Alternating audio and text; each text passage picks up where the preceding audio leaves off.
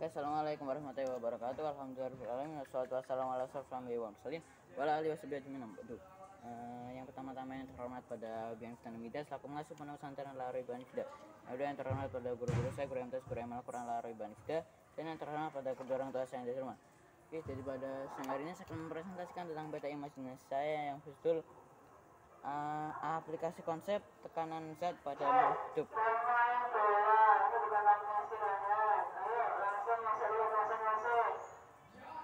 Aplikasi konsep tekanan zat. Aplikasi konsep tekanan zat pada makhluk hidup. Yang pertama yaitu pengangkutan air dan nutrisi pada tumbuhan. Nah, yang pertama yaitu pengangkutan air pada tumbuhan. Pengangkutan air pada tumbuhan ini prosesnya yaitu yang pertama air diserap oleh akar, terus air masuk ke dalam sel epidermis melalui proses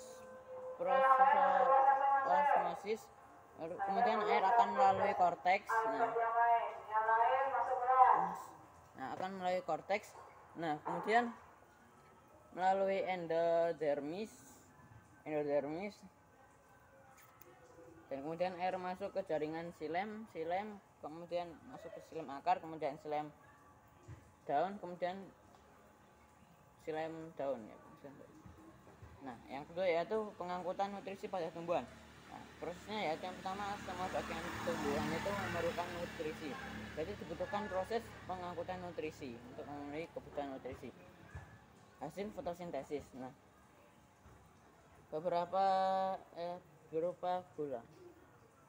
Nah, pengangkutan zat-zat hasil fermentasi ini dimulai dari sumbernya yaitu daun, daerah yang memiliki konsentrasi gula tinggi dengan dibantu oleh sirkulasi air yang mengalir melalui pembuluh xilem dan floem.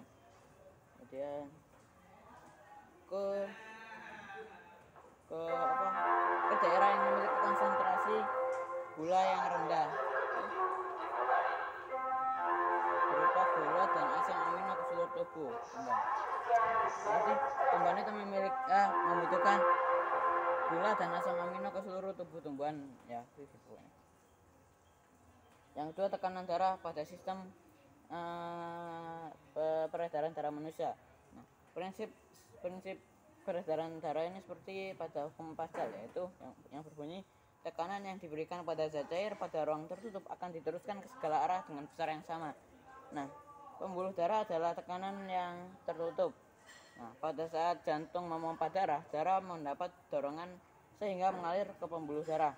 Saat mengalir dalam pembuluh darah, darah memberi dorongan pada dinding pembuluh darah yang disebut dengan tekanan darah. Agar tekanan darah tetap terjaga, maka pembuluh darah harus terisi penuh. Apabila terjadi kehilangan darah disebabkan karena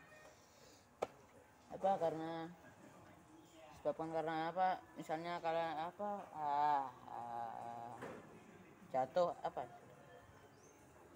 kecelakaan, tekanan darah dapat hilang, jadi tidak dapat memberikan pasokan oksigen dan nutrisi yang cukup pada organ-organ tubuh. Yang ketiga yaitu tekanan gas pada proses pernapasan. Nah, di dalam paru-paru atau lebih tepatnya alveolus terjadi pertukaran oksigen O2 dan CO2 atau karbon dioksida.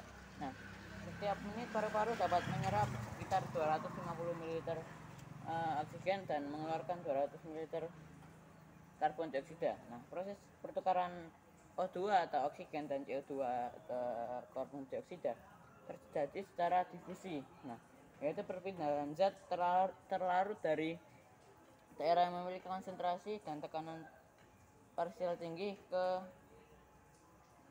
konsentrasi rendah dan tekanan parsial rendah. Oke, jadi sekian dari saya. Mas, gak ada salah kata. Wassalamualaikum warahmatullahi wabarakatuh.